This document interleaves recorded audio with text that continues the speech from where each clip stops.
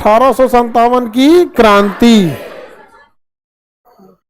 कारण बता रहे थे हम लोग, कई कारण थे 1857 की क्रांति होने के। अंग्रेज सब जब भारत में आए तो अंधाधुन लूटने लगे थे सब।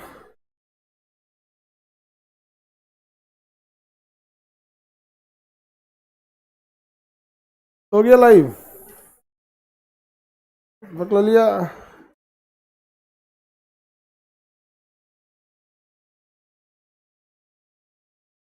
देखिए भाऊ, 1857 की क्रांति के तो कई पीछे कई पृष्ठभूमि हो गए थे। कोई भी बदलाव होता है या क्रांति होती है ना, या कोई बड़ी घटना होती है, तो उसके पीछे कई सालों से कोई ना कोई मन में मुटाव चल रहा होता है। आप ऐसे भी देखिएगा, आपका किसी से अगर झगड़ा हो रहा है ना, इंस्टेंट झगड़ा नहीं होता है।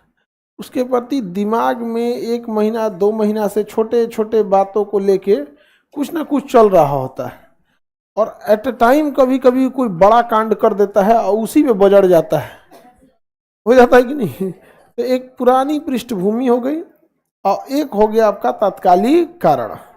तात्कालिक कारण मतलब कोई अभी हाल फिलहाल में हुआ हो, और पुरानी पृष्ठभूमि का मतलब समझ गए शुरुआत से ही क्या हुआ हो, एक कुछ ना कुछ असंतोष। असंतोष मतलब अनसेटिस्फैक्शन दिमाग में बैठ रहा हो। तो अंग्रेज सब तो अत्याचार कर ही रहे थे सब, लेकिन उनको एक बात ही नहीं पता था, भारत में सबसे बड़ा अगर कोई है ना कोई तो धर्म है। वो देश को लूटे सब, तब तक कोई क्रांति नहीं हुआ। जैसे वो धर्म पे ऐसा क्या हो गया, क्रांति हो गया। भारत में भले लोग कह दे हमारा भारत महान, राष्ट्र के लिए कुछ भी, अल्टीमेटली वो धर्म के लिए खड़े होते हैं। ये ज्यादा होता है, यहाँ पे देखिएगा आप लोग कहीं पे। तो कई कारण थे, ठीक है। आज तो 12 तारीख है ना, कल हम इसको स्टार्ट कर रहे थे, आज आज ये स्टार्ट होगा।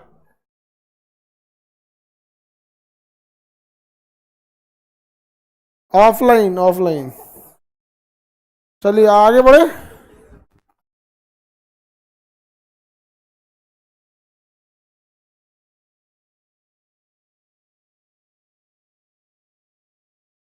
देखिए पहला कारण क्या बताए थे बाबू आप लोग को, आर्थिक कारण। ये हो गया था ना, आर्थिक कारण खत्म हो गया था। दूसरा सामाजिक कारण, ये भी समझा दिए थे। तीसरा प्रशासनिक प्रशासनिक कारण। प्रशासनिक कारण, आर्थिक कारण में तो जो भूमि सुधार था, भूमि सुधार और टैक्स, महालवाड़ी, रैयतवाड़ी और स्थायी बंद, ये सब टैक्स का नाम है। सामाजिक कारण में जितने भी कुप्रथा थे, क्या थे, कुप्रथा, सती प्रथा, विधवा, ये सब वो हो गया। प्रशासनिक कारण देखा जाए, प्रशासनिक कारण में क्या क्या हो सकते हैं बाबू। देखिए सबसे बड़ा कारण था तो हड़प नीति। प्रशासनिक कारण में क्या था, हड़प नीति। प्रशासन के नाम पे वो किसी भी साम्राज्य को क्या करते हैं, हड़प लेते। हड़प नीति किसकी नीति थी, ये लॉर्ड डलहौजी की। लॉर्ड डलहौजी ने जिसको देखा हड़प लिया। क्या किया, हड़प लिया। और इसने हड़पने के लिए ना, मुख्य उद्देश्य था इसका हड़प लो, चाहे जो बहाना मिले। सिक्किम को हड़प लिया। क्या कहता है कि हमारे कुछ डॉक्टर सिक्किम में गए थे, सिक्किम ने उनका इज्जत नहीं किया, इसलिए सिक्किम हमको दे दो। कोई बात है। बेगम हजरत महल जो थी लखनऊ वाली, वो कह रही कि आप शासन ठीक से नहीं कर पा रही हैं, अवध हमको दे दीजिए। उनसे अवध ले लिया। बिहार के कुंवर सिंह थे, आरा के, जगदीशपुर के, उनसे कहा कि इतना बड़ा जमींदारी लेके क्या करेंगी, हमको दे दीजिए। नाना साहब जो थे कानपुर में पेशवा थे, उनसे कहा कि पेंशन बंद हो गया है। झांसी की रानी से कहा कि आपका अपना बाल बच्चा तो है नहीं, ये तो गोद ली हुई है, आपका साम्राज्य भी हम ही हड़प लेते हैं। दिल्ली में बहादुर शासक, मुगल शासक बहादुर शासक कहता है कि इतना बड़ा लाल किला में तुम काहे रहेगा, खाली कर इसको। मतलब जहां जो मन मिला वो क्या कर सकते, हड़प। आज भी अंग्रेज ना किसी से मतलब में दया रखते हैं ना कुछ रखते हैं, दे आर ह्यूमन टारगेटिंग। उनका बस चले ना तो हम एशिया वाले लोगों को वो ऐसे दौड़ाएंगे और बंदूक का निशाना सीखेंगे। वो लोग आज भी मतलब, लेकिन उनमें एक चीज होती है ना, आप उनको कितनों गरिया दीजिए, कुछ भी बोल दीजिए, मन मन ऐसे क्या हो जाएगा, कह देंगे सर कोई बात नहीं कोई बात नहीं, क्या तोरा तो खानदान ना उजाड़ देंगे तो कहना, वो बात नहीं बोलते हैं सर। समझ में आ गया कि नहीं आ गया? और हम एशिया वाले जो देश वाले खाली बोलबे करबे करते हैं। अब बिहार में तो और, बिहार में तो और खाए को पैसा नहीं है, गोली मारने को धमकी देगा, रे चोटा 400 का एगो गोली आता है। हाँ, दिहाड़ी करेगा 500 रुपया का, गोली चलाएगा 400 रुपये का। हाँ, वो कट्टा दिखाता है यार, कट्टा। हाँ? वो पते नहीं है कट्टा वाले को कंफर्म की गोली आगे जाएगी कि हाथ में फट जाएगा बंदूक। बिहार में ये सब चीजें बहुत ज्यादा हो गई यहाँ पे। और सबसे एक चीज और लेट हुआ बिहार को, पता है? यहाँ के लोग अगर कोई क्रिमिनल है तो उससे दोस्ती करके खुद को गौरवान्वित महसूस करते हैं कि हमारा उनसे पहुंच है। चमचे ही समझते हैं, उसमें हम लोग गर्व महसूस करते हैं। कोई छोटा मोटा गुंडा से अगर दोस्ती है ना, लगाए फोन, लगाए उनके फोन। ये चीजें बिहार को बर्बाद कर दिया। गलत को सम्मान देने लगे हम लोग, जिसे बहिष्कार करना चाहिए था ना उसे हम सम्मानित करने लगे। चोर उचक्के को हम लोग कहने लगे बड़ी चालू आदमी है, जो ठग टाइप का निकला, किसी को बेईमानी कर दिया, पैसा लेके नहीं देगा, कुछ नहीं देगा, ये सब बड़ी। और हम लोगों ने उसे क्या कर दिया, सम्मानित कर दिया। तो फिर भुगतेगा कौन? हम ही लोग। समझ में नहीं गया? और यहाँ पे बिहार में रहेगा तो कहेगा एक बिहारी 100 पे भारी, गुजरात में जाएगा ना तो एक गुजराती 500 बिहारी लोग को कहेगा पगार नहीं मिलेगा तुमको, काम टाइम से करो काम।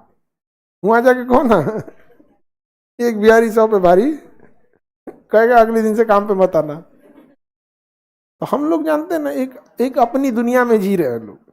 अब पता ही नहीं चल रहा है कि हम लोग अभी भी क्या हो गए, पीछे हो गए, लेकिन हम लोग उसी में खुश हैं। आगे बढ़े तो प्रशासनिक कारण समझ में आ रहा है। हड़प नीति, जैसे मन वैसे हड़प लिया सर। अच्छा, ये ऐसा नहीं कि अंग्रेजों इस नीति को छोड़ा है। अंग्रेजों ने सद्दाम हुसैन पे हमला कर दिया। क्या है कि इसने लीथल हथियार रखा है, खतरनाक हथियार रखा है, पूरा इराक बर्बाद कर दिए सर। सद्दाम हुसैन को फांसी दिया। सोचिए, कोई आपके देश में घुस गया कह के कि आपने हथियार रखा है, आपके देश में आग लगा दे, पूरा बम बारूद मिलके 26 देश मिलके मारे सब, और आपके देश के राष्ट्रपति को फांसी दे सब, अपना किसी अकलेल बकलेल को प्रधानमंत्री बना दे सब, आपके तेल का पूरा कुआं अपने अमेरिका लेके चले जाए सब, और आपके देश में आतंकवादी तो क्या होगा? आपके देश में साइंटिस्ट पैदा होंगे। क्या हो गया? इराक में पैदा हुआ था ISIS, क्या हो गया? ISIS। इनका कहना है ना कि हम लोग अपनी एक सेना बना लेते हैं, पूरी दुनिया को मारेंगे, और दुनिया जब दबाव देगी तो उसको आतंकवादी बोलेंगे। समझ में आ गया कि नहीं आ गया? ईरान का कहना है कि तुम यही करता ही है, एक काम करते हैं हम खुदे मारेंगे तुमको, तब तो कोई देश ही नहीं कहेगा कि आतंकवादी है। देश देश में लड़ाई हो रहा है। समझ में आ गया कि नहीं आ गया? इसलिए यूक्रेन की लड़ाई में अमेरिका इतना हथियार दिया ना यूक्रेन को, ईरान ने दे दिया अपना ड्रोन, किसको? रूस को। मार यूक्रेन को सुता दिया बढ़िया से, बढ़िया से एकदम। यहाँ पे तो उनकी यही आदत होती है, किसी को मार के चल जाते हैं। हम लोग को 1971 में परमाणु बम लेके आया था मारने के लिए, ये अमेरिका 1971 में परमाणु बम लेके आया था मारने के लिए। इनका उपाय उत्तरी कोरिया बहुत अच्छा से करता है। हाँ, वो कहता है कि तुम हमारी ओर बढ़ोगे उससे पहले हम दक्षिणी कोरिया और जापान को बर्बाद कर देंगे। तू कहता मत बढ़े यार हम लोग को मारेगा यार। तो ये तो प्रशासनिक कारण समझ में आ गया। अब आगे बढ़े। अब अगला कौन कारण भाई? कौन सा कारण? धार्मिक कारण। ले भैया, धार्मिक कारण ये तो खतरनाक हो गया। प्रशासनिक कारण में और भी था, हड़प नीति भी थी, प्रमोशन वगैरह जो था, पेंशन क्या कर दिया? बंद कर दिया, पेंशन बंद कर दिया। धार्मिक कारण में बाप रे भाई, धार्मिक कारण में तो एक से एक धार्मिक कारण थे। एक, अंग्रेजों ने जाति व्यवस्था को खत्म किया, कहा कि ऊंच नीच कोई जाति नहीं है यहाँ पर, धार्मिक कारण में क्या हुआ कि भाई बहुत सारी चीज़ों पे रोक लगा दिया। जैसे जो सैनिक थे उनको कान में बाला पहनने नहीं देता था, उन्होंने कहा कि भैया हमारे धर्म का क्या है, अपमान है। ईसाई धर्म का इतना प्रचार किया गया, इतना प्रचार किया गया ईसाई धर्म का, कि भारत के लोगों को लगा कि हमारा क्या कर रहा है, धर्म नाश रहा है। विधवा पुनर्विवाह और सती प्रथा को लीगल करने से धार्मिक भावनाएं भी क्या हुई थी, बहुत आहत हुई थी। तो ये मन में ना धार्मिक असंतोष पनप रहा था कि ये अंग्रेज जो है सब ना, इन सब का आदमी आज नहीं तो कल क्या करेगा, मारेगा यहाँ पर। लेकिन कोई अंग्रेजों से लड़ने की हिम्मत नहीं करता था यहाँ पर। धार्मिक कारण समझ में आ गया। देखो एक कल लिख रहा है धार्मिक रीजन, कारण को क्या लिख रहा है, रीजन।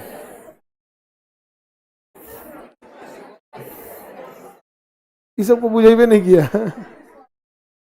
हो गया। धार्मिक कारण समझ में आ रहा है कि नहीं।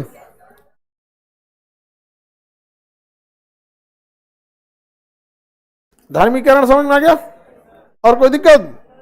तो धार्मिक कारण में तो हस्तक्षेप नहीं करना चाहिए, लेकिन इन्होंने क्या कर दिया, हस्तक्षेप कर दिया। और वो सुधार के लिए किए थे, लेकिन उन लोगों ने क्या कर दिया, उसका ईसाई धर्म का इतना प्रचार किया गया, इतना प्रचार किया गया, और उन लोग को जमीनें दी गई। आज भी देखिएगा क्रिश्चियन स्कूल के पास बहुत जमीनें हैं, और हम लोग का जो स्कूल है इतनी खोपचा में बनल है देखिए ना, जो इंडिया का जो हम लोग स्कूल खोले रहेंगे ना, खोपचा में खोले रहेंगे। और उन्होंने क्या किया, बहुत अच्छे से किया, कहा कि स्कूल ऐसा रखो, ऐसा जगह कब्जा रखो ना कि जहाँ सब लोग आए, स्कूल में सब पढ़ने आएगा। समझ में आ गया कि नहीं आ गया। आप लोग हमारे यहाँ पढ़ने आते हैं तो एक चीज़ तो आपको भी ये नोटिस होगा, सिलेबस अपने जगह पे वो खत्म होगा, आपको नौकरी लगेगी। लेकिन कभी ही नहीं देखे होंगे कि हम जाति को बहुत महत्व दिए हैं। हाँ, या बड़ जाति हो या छोट जाति हो, कोई अपनी जाति पे नहीं इतरा सकता है क्लास में। हाँ, अमीर गरीब से भी कोई फर्क नहीं पड़ेगा। ये अमीर बनता है यहाँ पे बैठ के, बताए हम अमीर क्या होता है। पैसा देख लेंगे लोग, अपने आप को अमीर कह देंगे लोग। जितना देख के उतराते हैं उतना लौटा दिए हम। पैसा से कोई अमीर नहीं होता, याद रखना। सोने की लंका थी रावण की, बिला गया कि नहीं बिला गया। दुनिया में जिस चीज को गिन सकते हैं वो समाप्त भी हो सकता है, याद रखिएगा। इसलिए कभी पैसा वैसा पे नहीं उतराना चाहिए। आगे बढ़े, धार्मिक कारण समझ में आ गया। अब धार्मिक कारण के बाद ये कारण भी बन गया तकनीकी कारण। तकनीकी कारण, तकनीकी कारण। अब देखिए तकनीकी कारण में क्या हुआ, दो तीन चीजें हुई तकनीकी कारण से। एक, प्रिंटिंग प्रेस बहुत तेजी से फैलने लगे, तो अंग्रेज जो जो अत्याचार करते थे ना, वो भारत के लोगों तक बहुत आसानी से पहुंच जाता था, अखबार के माध्यम से, पत्रिकाओं के माध्यम से।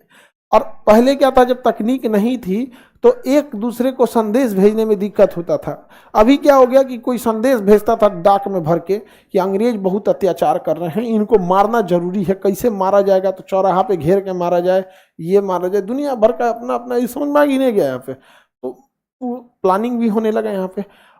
ट्रेन वगैरह आई तो एक जगह से दूसरी जगह पहुंचना भी आसान हो गया। मान के चलिए कोई भागलपुर का क्रांतिकारी है और कोई पटना का क्रांतिकारी है, पहले दोनों में कोई संपर्क ही नहीं था। लेकिन जब से डाक व्यवस्था आई, वो कहा कि मैं भी सोच रहा हूं अंग्रेजों को कैसे मारने के लिए। कहा तीर धनुष के बस का नहीं है, तो डाक व्यवस्था चल रही है।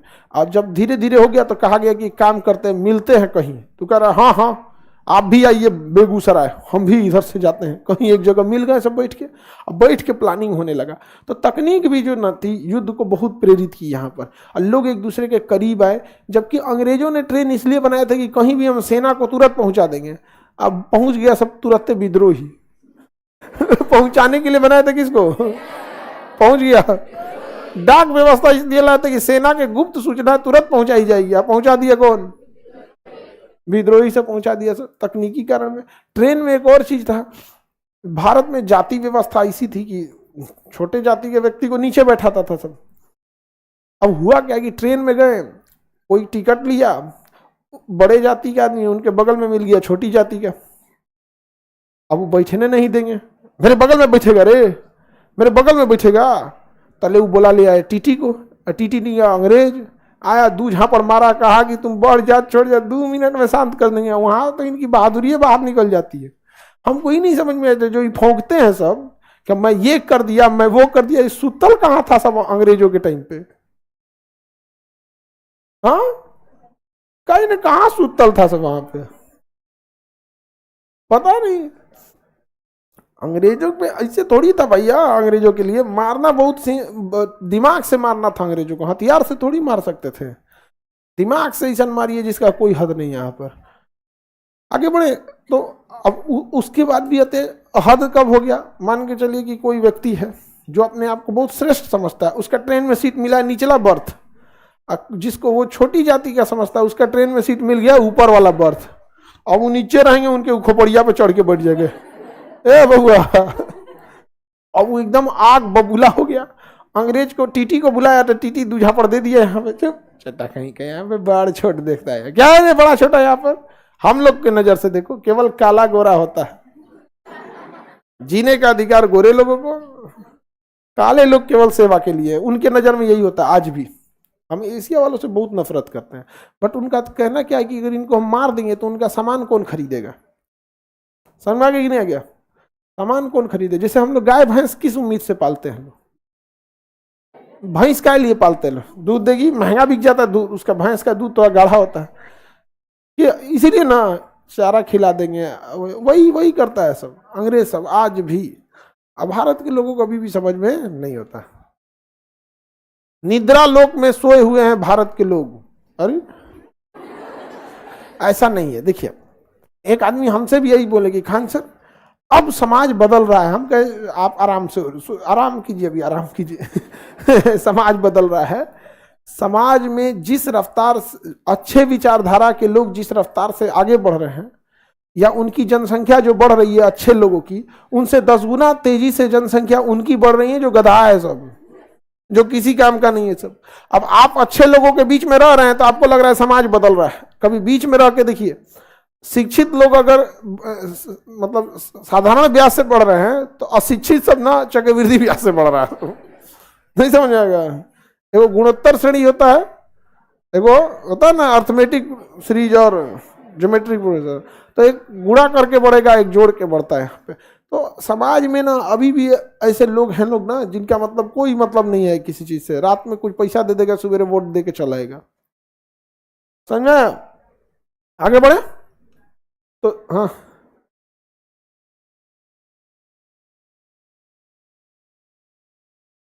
इंडिया में नहीं लिखवाता था Indians and dog are not allowed, Africa में लिखवाया था। इंडिया की ट्रेन पे थोड़ी लिखा था dogs and Indian not allowed, Africa के ट्रेन पे लिखा था, और वो भी फर्स्ट क्लास के डिब्बे में। उनके लिए जनरल डिब्बा बना था। कौन डिब्बा था? जनरल डिब्बा। गांधी जी जब गए थे ना तो फर्स्ट क्लास के डिब्बा में बैठ गए थे, और उनको वहां से ढकेल दिया था, वहां पे फेंक दिया था सामान वामान सहित गांधी जी को। बहुत टफ जीवन था गांधी जी का। वो तो एक खास वजह से भी हाइप बना दिया गया किसी किसी का।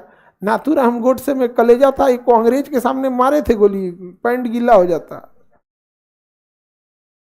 अरे भाई, भारत का विभाजन किया, विभाजन रेखा खींचा रेड क्लिफ, किसने खींचा? उस पर साइन किसने किया? माउंटबेटन। मारो भैया तुम रेड क्लिफ और माउंटबेटन को, जिन्ना जाएगा कहां? लेकिन ना, हम मारेंगे 80 साल का बूढ़ा को। वाह! अब देश में देखिए 80 साल के बूढ़ा का, अरे गोली का है मारा, ढकेल देता तो गांधी मर जाते। 80 साल के बूढ़ा आदमी को अगर कोई एक मुक्का घूसा मार दे तो मर जाएगा वो आदमी। गोडसे को मानने वाले भी गोडसे के दिमाग के होते हैं।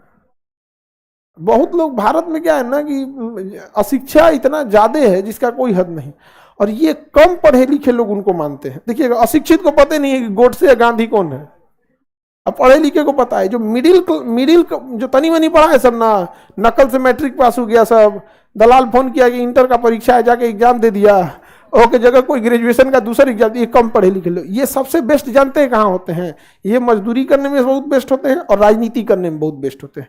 इसलिए आप देखिएगा, जो भी राजनीतिक पार्टियां होंगी वो कभी नहीं चाहेंगी कि आप बहुत हायर एजुकेशन में जाइए, या ये भी नहीं चाहेगी कि आप अनपढ़ रहिए। अनपढ़ रहेगी तो कुछ समझिए नहीं पाएंगे। अब मिडिल पे रहेंगे ना, तनी मनी पढ़ ले रहेंगे, ये सब साइन इन करना जान रहे हैं, तो बस आपके व्हाट्सएप पे मैसेज आएगा, उस पार्टी ने देश को लूटा, मान लिए आप, और इस तरीका सही में लूटा। देशभक्त थे गोडसे, मान लेंगे धाए से गोडसे को, उसको कहिएगा गोडसे के बारे में 4 लाइन लिखो, तो गांधी जी को मारे एक बाद और कुछ पते नहीं है। कुछ है? गांधी वो है जो मर के भी गोडसे को अमर कर गया, नहीं तो कहां जाने कहां गए रहते, गोडसे को आते पते नहीं थे आप। हाँ, कोई जानता भी नहीं यहां पर, और उसको गलत सुपारी दे दिया गया। जैसे भाड़ा का गुंडा था, गुंडा नहीं होता है भाड़ा का, सुपारी लेके मारा जाता है, उसने सुपारी दे दिया किसी ने उसको कि यही आदमी है, और उसको सुपारी एक्चुअल देना था जिन्ना का, बट लास्ट मोमेंट में जिन्ना चला गया लाहौर। अब वो क्या कहे कि भैया एक तो पैसा दे दिए हम, पैसा जियान हो जाएगा, इसको मारना था किसको? जिन्ना को। अब किसी को आप पैसा दे दीजिए, चाहे लो पैसा, हाई लो बंदूक, हाई ट्रेनिंग लो, मारना किसको हम तुमको लास्ट में बताएंगे। और जिसको मारना वो चल गया, तो अब क्या कहेंगे? जिसको मारना तो चल गया, का गुरु किसी और को बता देते हैं ये गांधी है, मारना था उसको किसको? अब फोटो दिखा दिया किसका, और मार दिया किसको? कहा कि बहुत आसान है इसको मारना, तो बूढ़ा आदमी है ये तो। हाँ बहुत आसान है, यहाँ पे कोई दिक्कत नहीं है, जाके किसको मार दिया। फोटो का भी बहुत ध्यान रखना है, कहीं आपका फोटो कोनो और को मत दिखा दे सो कोनो। गांधी जी चल गया। तकनीकी कारण समझ में आ रहा है कि नहीं आ रहा? तकनीकी कारण में अलग अलग राइफल भी आए, अलग अलग राइफल आए, लेकिन वो तात्कालिक कारण में आएंगे। तकनीकी कारण समझ में आ गया? इसके बाद कौन कारण है? सैनिक कारण। कौन कारण? सैनिक कारण। चलिए सैनिक कारण देखा जाए। सैनिक कारण में क्या था? भारतीय सैनिकों को बड़ा पोस्ट नहीं दिया जाता था, तो भारतीय सैनिक क्या सोचा, लड़ेंगे हम लोग, प्रमोशन लेगा तुम लोग। दूसरा, भारतीय सैनिकों का कहना था कि हम कान में बाली पहनेंगे, बाली। अभी भी साउथ इंडिया में देखेंगे ना, कान में बाली पहने जाता है। अंग्रेज कह सकी सेना ये सब थोड़े पहनती है जी, आज भी सेना में अलाउ नहीं है, सेना में अलाउ नहीं है। कहा कि युद्ध में जाएगा, फौस हो जाएगा कहीं तो काने तो नोचा जाएगा यहाँ पे, नहीं तो कहा कि हम नहीं उतारेंगे। अंग्रेजों ने जबरदस्ती उतरवाया, बेचारे लोग बर्दाश्त किया, लोग काड़ा उड़ा हाथ में पहनते तो उतरवा दिया। अंग्रेज सब ऐसे ही गया, सब कहाँ पे? सिख लोग के पास, कि ये जो पगड़ी पहने हो ये भी उतारना पड़ेगा। सिखों ने कहा कि सोचा तो गटैया उतार देंगे हम। भाई गुरु जी की फतेह, भाई गुरु जी का खालसा, हमरा पगड़ी उतारेगा। तो अंग्रेज ने कहा यार इनसे पंगा लेने लायक नहीं यार, बहुत मजबूत है सभी सब। अंग्रेज ने कहा कि हम लोग को गोली चलाने की जरूरत है, धंसा देंगे खड़े जमीन में ऐसे। अंग्रेज भाग गया सब। अब भारत के लोगों ने कहा कि तुम सिखों को पहनने दिए, उनकी धार्मिक मान्यता को मानने दिए, और हम लोग की धार्मिक मान्यता को खा चुप। धार्मिक मान्यता है तुम लोग में कलेजा सिखो इतना, उनकी पूरी दुनिया अगर उनका ब्लॉकेज कर देना, वो अपनी इकोनॉमी खुद चला सकते हैं। पूरी दुनिया काट देना, आज पूरा हिंदुस्तान लगा हुआ है उनको आतंकवादी, विद्रोही, खालिस्तानी घोषित करते हुए उन किसानों को। पूरी मीडिया लगी हुई है, विस्कन्याएं जो हैं, जो अपना ईमान धर्म बेच के बैठल है यहाँ पे, कह रहे हैं कि उन किसानों के पास इतने महंगे गाड़ियां कहाँ आ गई है। भैया भारत के सभी किसानों के पास होना चाहिए, लेकिन भारत के सभी किसानों को तो जान ले लिया, वही बच्चल है सब तनी मनी। अब तुम कह रहे हो कि तुम्हारे पास काहे लिए हैं आप, समझ में आएगी नहीं आ गया? लेकिन ना तो सिखों के साथ तो लोग नहीं कर पाए, लोग कहां से कर लीजिएगा, बहुत मजबूत। जहां कुछ करेंगे ना पगड़ी उतार देंगे आप सिख का, बाप रे बाप। उसी दिन आपको भगवान का साक्षात दर्शन करा देगा वो।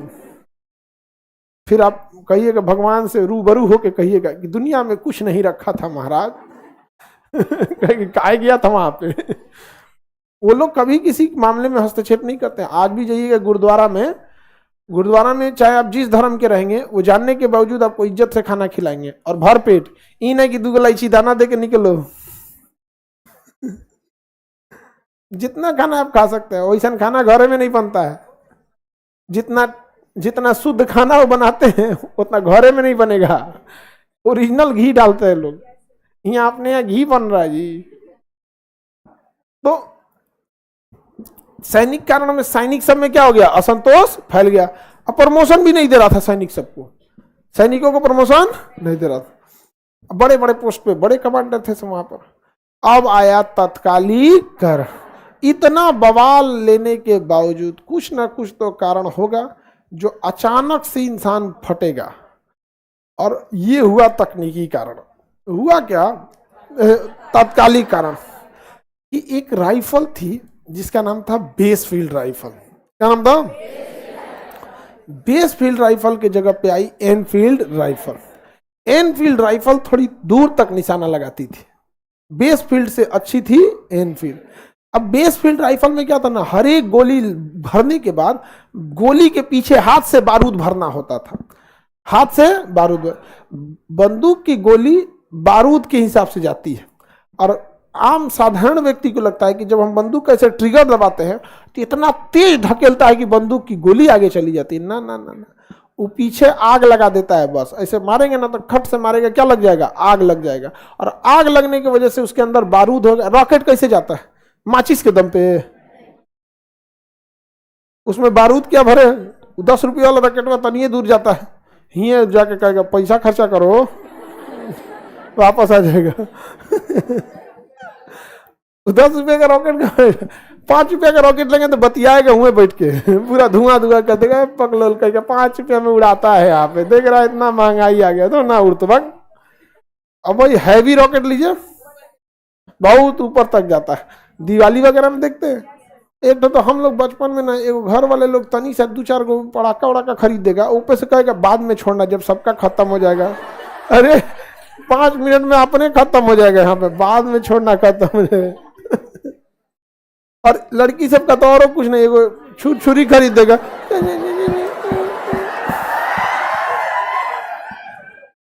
ठीक है, इन सबको पटाखा वटाखा ना दे यहाँ पे।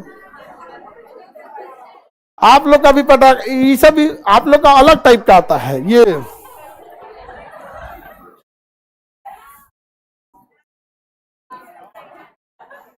चिटपुटिया,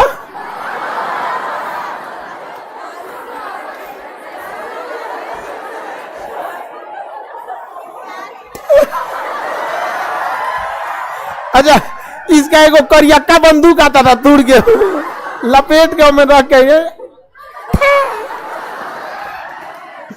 ये सब आप लोग ठीक है, यही सब छोड़ा कीजिए यहाँ पे। हाँ, लड़की सब ये तेज हो गई सब। हम लोग के टाइम पे तो गार्जियन उन सबको यही दिलाइवे करता था, और ना तो एगो हजमोला ऐसा कुछ दिला देता था, उस सांप बन जाता था। उतने से खुश रहती थी जब हम, बाकी इससे ज्यादा रिस्क लेवे नहीं करती थी सब। अब खूब से खूब होगा तो कोई चौकरी छोड़ेगा तो जाके धबाक धबाक को देख जाए। कौन सी कर रही है आप? अभी के टाइम पे पता नहीं क्या करते, अभी वही करते। अभी कोई अपडेट नहीं हुआ है, वही मॉडल पे चल रही है सब। आगे बढ़ते हैं। ये सब तो बच्चे फोड़ते हैं। हाँ, ये सब लड़कों, हम लोग इसको ऐसे रगड़ के दीवार फोड़ देते थे। सैनिक कारण देखते हैं लोग यहाँ पे, तो सैनिक कारण तो समझ में आ गया। तत्कालिक कारण में बेस फील्ड के जगह पे कौन सा राइफल है? Enfield. Enfield rifle. Enfield rifle और base field rifle. Base field rifle में बंदूक पहले क्या डाला जाता था? बारूद। अब बारूद को ऐसे कोंचा जाता था, अब बारूद को नली, बंदूक के नली में क्या किया जाता था? भर दिया जाता था ऐसे। अब गोली मारना है ना, तो पहले क्या करिए? बारूद निकालिए जेब से, इसमें बारूद भरिए, फिर एगो लकड़ी लाइए, इसको बारूद को इसमें ठूसिए, अब फिर गोली रखिए, इसमें गोली डालिए, गोली डाल दीजिए, अब उसके बाद गोली मारिए, धड़ाम, गोली चल गया।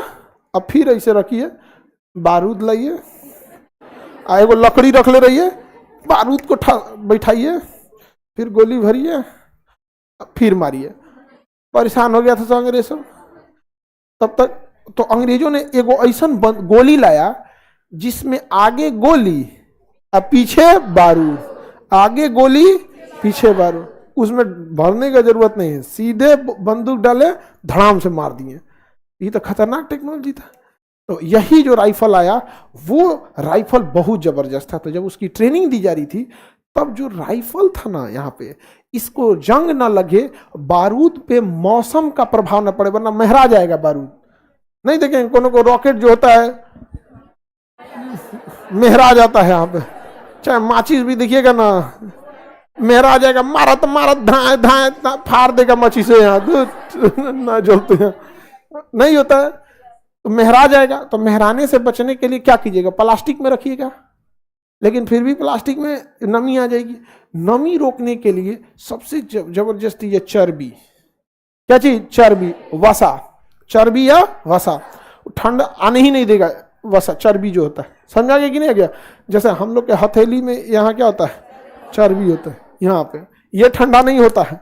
उंगलियां में यहाँ चर्बी कब होता है? उंगलियां एकदम ठंडा हो जाता है यहाँ पे, समझा गया कि नहीं गया? तो उन लोगों ने बंदूक के बाहर जो कवर लगाया ना, वो चर्बी का लगाया। सबसे हार्ड चर्बी जो होता है वो सुअर का होता है। सबसे हार्ड चर्बी देखिएगा, ठंडा उंडा में भी दुकान कीचड़ पकड़ में घुसल लगे, क्या चिल्लाते रहेगी एकदम। नलिया में घुसा के इसे नलिया मुहुआ ऐसे निकाल के इसे यहाँ पे नलिया में एकदम पूरा कादो कादो कैले रहेगी। नहीं समझ आ गया? कचाइन कैले रहेगी सही एकदम यहाँ पे। तो उनका चर्बी सबसे हार्ड होता है, लेकिन उनमें चर्बी की मात्रा कम होती है और गाय में चर्बी की मात्रा ज्यादा होती है। तो अंग्रेजों ने कहा कि सुअर से चर्बी निकाल दिया, लेकिन उसकी संख्या कम थी, तो उसमें किसकी चर्बी मिला दिया? गाय। और उससे उनको ज्यादा चर्बी मिला, और उसी चर्बी से बंदूक का क्या बनाया? कवर बनाया। अब बंदूक का कवर बनाया, गोली लेके रखे रहिए यहाँ पे। अब क्या करना है? कवर फाड़ेंगे। कवर क्या करना पड़ेगा? फाड़ना पड़ेगा। तो दोनों हाथ से भी कवर फाड़ सकते हैं, लेकिन जब आप बंदूक चला रहे हैं तो एक हाथ तो बिजी है, बंदूक बड़ी भारी होता है। ये गलत फहमी मत रहिएगा कि एक हाथ से उठ जाएगा। राइफल एक हाथ से नहीं उठने वाला है यहाँ पे। अब एक हाथ तो इसे बिजी हो गया, एक हाथ क्या हो गया? बिजी। तो अब एक हाथ से कैसे फाड़िएगा? तो दांत लगाना पड़ेगा। तो भाई बंदूक लगाना ऐसे दांत लगा के भरिए मारिए, सब चला रहा था। तब तक 1-1.5 महीना जब ट्रेनिंग कंप्लीट हुआ, तब पता चला कि ससुरा इस पे गाय और सुअर दोनों की चर्बी है। उस समय देश का विभाजन नहीं हुआ था, मुस्लिम और हिंदू की संख्या बराबर थी। अब ध्यान से समझिए, गाय को हिंदू धर्म के लोग इतना पवित्र मानते हैं, अपनी माता मानते हैं। समझ में आ गया कि नहीं? वो गाय की चर्बी दांत से कैसे लगाएंगे? वो कहें कि भैया हमारा तो धर्म में नाश दिया ही। अब मुस्लिम लोग सुअर को बहुत खराब मानते हैं, अशुभ मानते हैं। समझ में आ गया कि नहीं? तो सुअर को हराम हो जाएगा उनके। सुअर जा रहे हैं कहीं, अगर मुस्लिम धर्म में ना अगर सुअर टच हो गई तो उनको पवित्र होने के लिए नहाना पड़ेगा वापस जाके यहाँ। समझा गया? गांव में हल्ला उड़ा दिया है सब ना कि सुअर बोलने से ना मुंह अशुद्ध हो जाता है। हाँ, नाम नहीं लेता, उसके जगह बदखोम बोलता है। तो भाई उर्दू में बोलोगे तो नाम अशुद्ध नहीं होगा, अंग्रेजी में पीक बोलोगे तो अशुद्ध नहीं होगा। हाँ, तो हमारा हिंदी से क्या दुश्मनी है भाई? बदखोम, मुस्लिम लोग में बदखोम ही बोला जाता है उसको, यहाँ बदखोम बोला जाता है अरबी भाषा में। तो भाई हिंदी से काहे दिए दुश्मनी है यहाँ पे? वो ऐसे यहाँ पर अब देखिए एक बात बताते हैं, मुंह शुद्ध होने से ज्यादा बेटर है दिल शुद्ध रखिए। यहाँ पर किसी की मजबूरी में हंस रहे हैं, किसी की मजबूरी का फायदा उठा रहे हैं और अपना जुबान शुद्ध रख रहे हैं। ऊपर वाला जुबान नहीं, आपकी हर एक चीज को देखता है। उसके आंख में MRI मशीन लगा हुआ है, सारा स्कैन कर लेता है, CT स्कैन है। खराब आदमी है, समझ में कि नहीं आ गया? तो तुरंत स्कैन कर लेगा। अब जैसे लड़का सब जाएगा सब यहाँ पे, तुरंत 300 का स्कैन हो जाएगा यहाँ पे कि सब पाप उतना किया नहीं है। सब दुनिया में ही इसे इतना सता दिया गया है कि भगवान अपने सिंहासन से उतर जाएंगे, हाँ, और अपने जितने देवदूत रहेंगे, फरिश्ते रहेंगे, उन सबको जब ये पुरुष जाएंगे सब ना, तो सबको कहेंगे हट जाओ, ना छेड़ो इन्हें, ये सताए हुए हैं। चलो आप सब लोग को लेके जाया जाएगा। हमारी बात हो गई है। बाकी आप लोग समझिए। हाँ, आगे बढ़ जाए। लड़कों का इतना तारीफ क्यों करते हैं आप? लड़का लोग बताओ, आप सताए हुए नहीं हो? हाँ, बहुत ज्यादा बेचारा सताए हुए हैं। घर में सताया हुआ है सब यहाँ पे। समाज में जिम्मेदारियां हैं, कम जिम्मेदारी हैं। लड़की कौन सी का सताए हुए हैं लोग?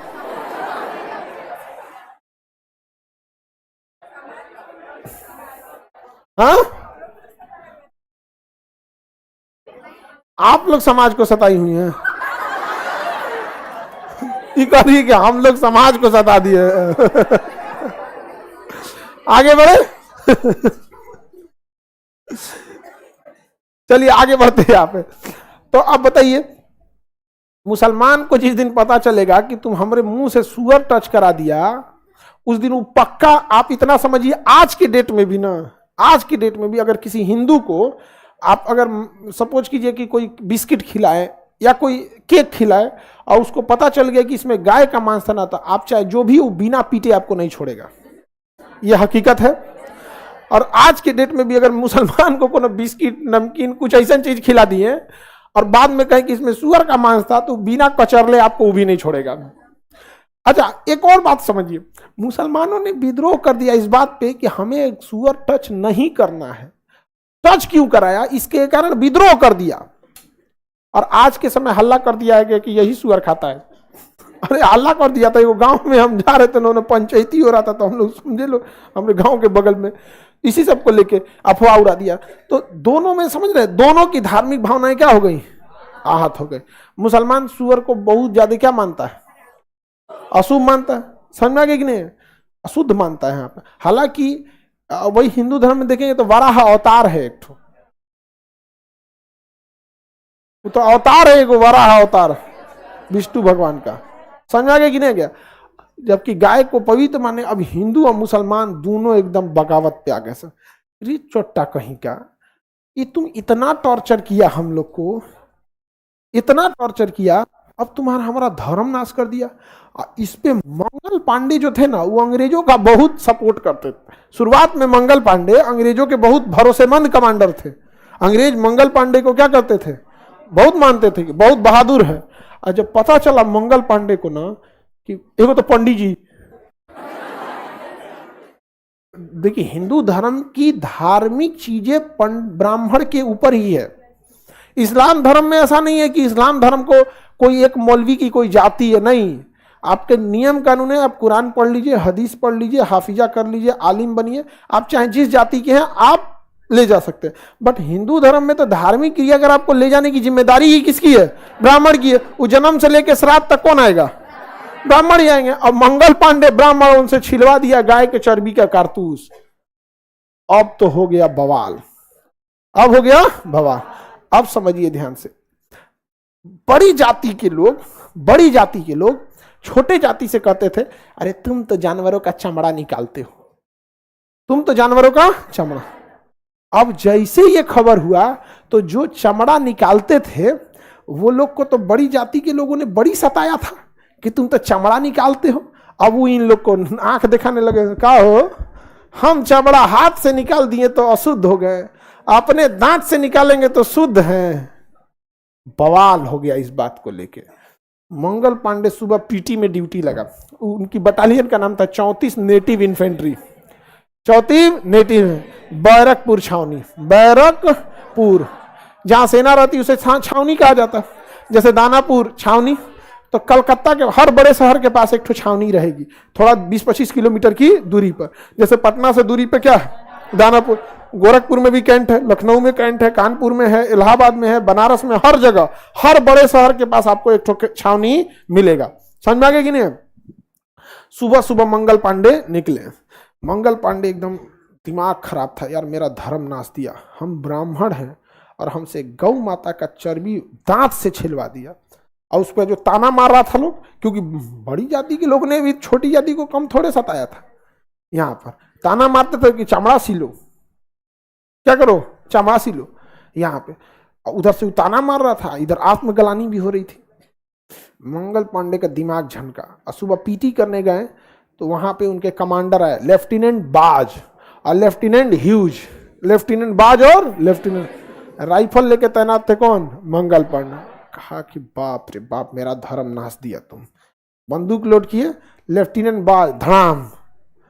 लेफ्टिनेंट ह्यूज कहते कि Mangal Pandey, what are you doing?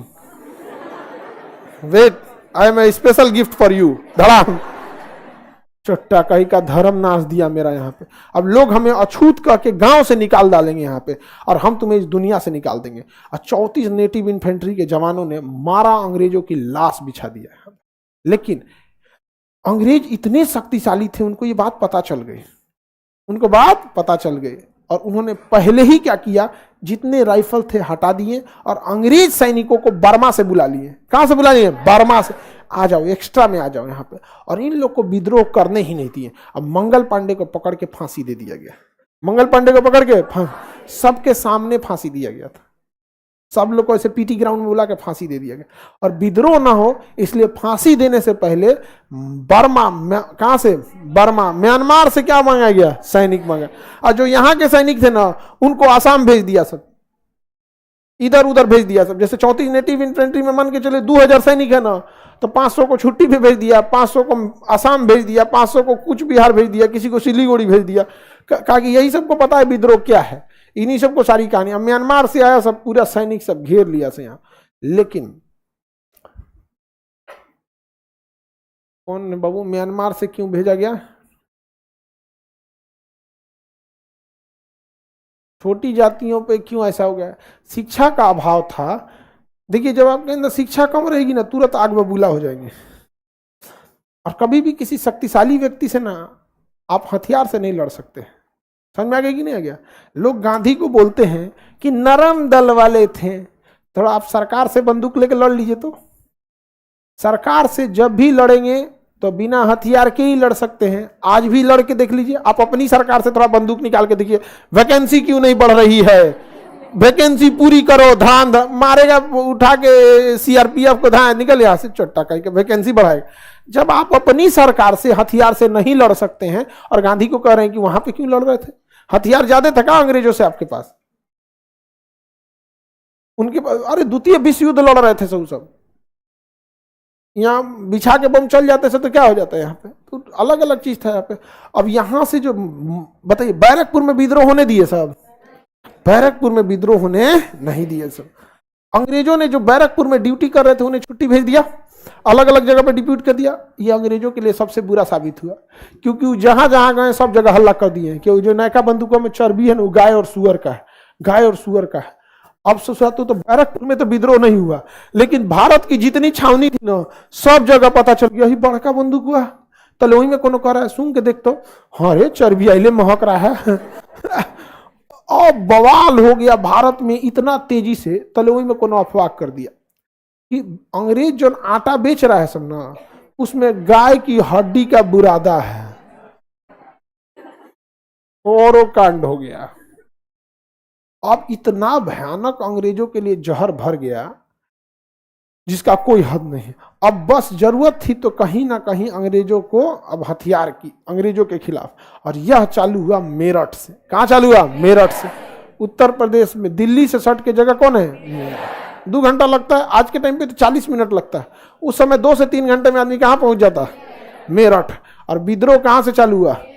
Meerut से। मेरठ में जो जवान थे उनकी बटालियन थी 20 नेटिव इन्फेंट्री। 20 नेटिव इन्फेंट्री अंग्रेजों के समय से ही चलते आ रहा है ना। सेना जब भी रहती है ना तो पुलिस की तरह नहीं होती है। जैसे पुलिस का ट्रांसफर होगा ना तो केवल पुलिस चल जाएगा, पुलिस चल जाएगा, हथियार जमा कर देगा और वहां जाएगा तो वहां से दूसरा हथियार लेगा। मुजफ्फरपुर से अगर ट्रांसफर होगा कहीं तो वहां से वहां ले लेगा।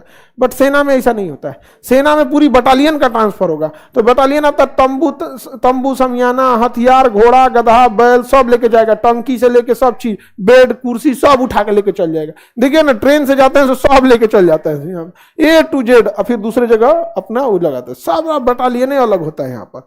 तो वहां पे किसने विद्रोह किया? बैरकपुर में 34 नेटिव इन्फेंट्री और मेरठ में 20 नेटिव। अब मेरठ के सैनिकों ने तो अंग्रेजों की लाश बिछा दिया, पूरी तरह से क्या बिछा दिया? लाश। और उसके बाद मेरठ के सैनिकों ने ही जाके दिल्ली पे कब्जा कर लिया था।